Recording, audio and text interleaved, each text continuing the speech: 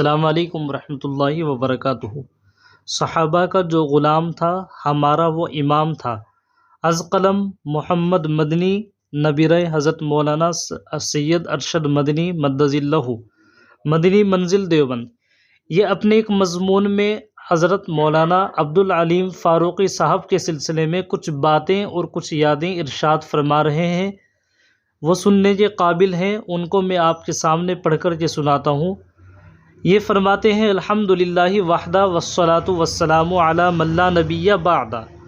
جانشین امام اہل سنت حضرت مولانا عبدالعلیم صاحب فاروقی رحمہ اللہ کی وفات میرے لیے ذاتی طور پر المناک حادثہ ہے۔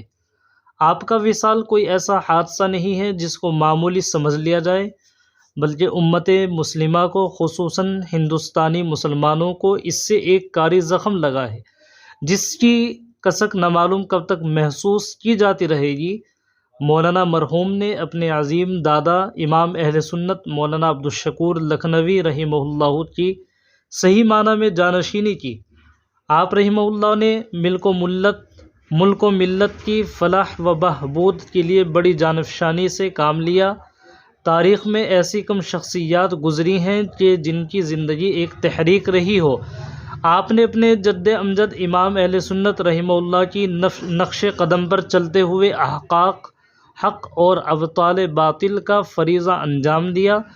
دنیا کے کونے کونے میں جا کر آپ نے مسلمانوں کے قلوب کو صحابہ کرام اور اہل بیت کی عظمتوں اور فضیلتوں سے خوب گرمایا، اور دشمنان صحابہ روافض کو ہمیشہ دلائل کے میدان میں شکست سے دوچار کرتے رہے۔ صحابہ کرام رضی اللہ عنہم اجمعین کے سلسلے میں ادنیٰ درجے کی بھی بے حرمتی کرنے والوں کو شیر کی طرح للکارتے اور دلائل سے ان کا منہ بند کر دیتے۔ آخری وقت تک صحابہ کرام کی شان بیان کرتے رہے، یہاں تک کہ ہمارے ایک عزیز وفات سے کچھ دن پہلے ان کی عیادت کے لیے گئے تو قرآن شریف پڑھ رہے تھے، پڑھتے پڑھتے رکے اور ان سے کہنے لگے کہ جو میں یہ آیتیں پڑھ رہا ہوں یہ سب صحابہ کرام رضوان اللہ عنہم اجمعین کی شان میں نازل ہوئی ہیں۔ اسی طرح آخری ایام میں یہ کہتے تھے مجھے حضرت معاویہ رضی اللہ عنہ پر کام کرنا اور ان کی شان میں کتاب لکھنی ہے، اور یہ آرزو لیے ہوئے اس دنیا سے رخصت ہو گئے۔ آپ سوچیں کہ جس شخص کی بستر مرگ پر یہ آرزو رہی ہو اس کا دل صحابہ کا کتنا شیدائی رہا ہوگا۔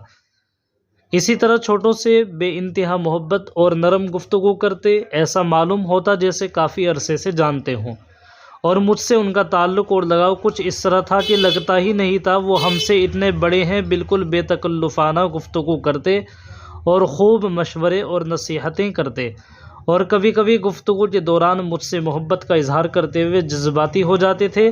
وہ الگ ہی سما ہوتا تھا جس کو الفاظ میں بیان ہی نہیں کیا جا سکتا۔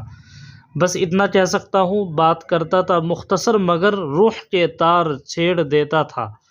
اسی طرح میں نے کووڈ کے زمانے میں شیخ الاسلام حضرت مدنی نور اللہ مرقدہ پر ایک آن لائن سیمینار منعقد کیا، جس کی آخری نشست میں شرکت کے لیے مولانا مرحوم سے کہا تو فوراً تیار ہو گئے اور خوب دعائیں دیں اور حوصلہ افزائی بھی فرمائی۔ آپ ہر مجلس میں اس سیمینار کا تذکرہ کرتے اور فرماتے تھے کہ اس طرح کے پروگرام ہمارے بزرگوں پر ہوتے رہنے چاہیے۔ راقب نے ایک مرتبہ مولانا مرحوم کے متعلق خواب دیکھا کہ ایک مجلس ہے جس میں شیخ الاسلام حضرت مدنی، حضرت شیخ الاسلام، حضرت شیخ الحدیث مولانا زکریا صاحب کاندھلوی، مولانا عبدالعلیم فاروقی صاحب رحمہم اللہ اور ایک اور بزرگ تھے جن کا نام ذہن میں نہیں آ رہا، بیٹھے ہیں۔ میں نے خواب جب مولانا مرحوم کو بتایا تو خوب روئے اور کہتے رہے کہ اس ناکارے کو ان بزرگوں کے ساتھ دیکھا اور کہا کہ کسی سے مت بتلانا، اللہ اکبر۔ اسی طرح دادا محترم حضرت مولانا سید ارشد مدنی صاحب مدظ اللہ سے بے انتہا محبت تھی، اور ایسی محبت کے جب بھی تذکرہ کرتے تو آنکھیں اشک بار ہو جاتی تھیں، اور کہا کرتے تھے کہ مولانا اس پرفتن دور میں مجدد ہیں، اور دونوں کے درمیان خوب علمی نوک جھونک ہوا کرتی تھی۔ ایک مرتبہ دادا محترم مولانا سید ارشد مدنی صاحب مدظ اللہ نے مولانا مرحوم کی دعوت کی دسترخوان پر شہد رکھا ہوا تھا۔ حضرت مدنی مدظ اللہ نے مولانا مرحوم سے کہا کہ یہ شہد ایران سے آیا ہے، تو مولانا مرحوم نے برجستہ جواب دیا فیہ شفاء للناس۔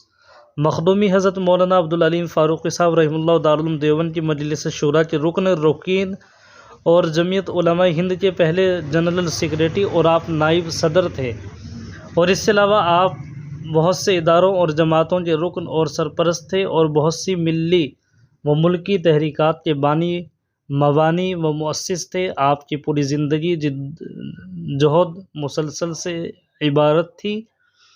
بالآخر صحابہ کرام و اہل بیت اور خلفائے راشدین کا یہ سچا جانثار اور حضرت امیر معاویہ کا شیدائی عظمت صحابہ کا جھنڈا بلند کرتا ہوا 24 مارچ 2024 بروز بدھ بعد فجر اللہ کے حضور پیش ہو گیا۔ انا للہ و انا الیہ راجعون۔ اللہ تعالیٰ آپ کی ہمہ خدمات کو قبول فرمائے اور جنت الفردوس میں اعلیٰ مقام عطا فرمائے، آمین یا رب العالمین۔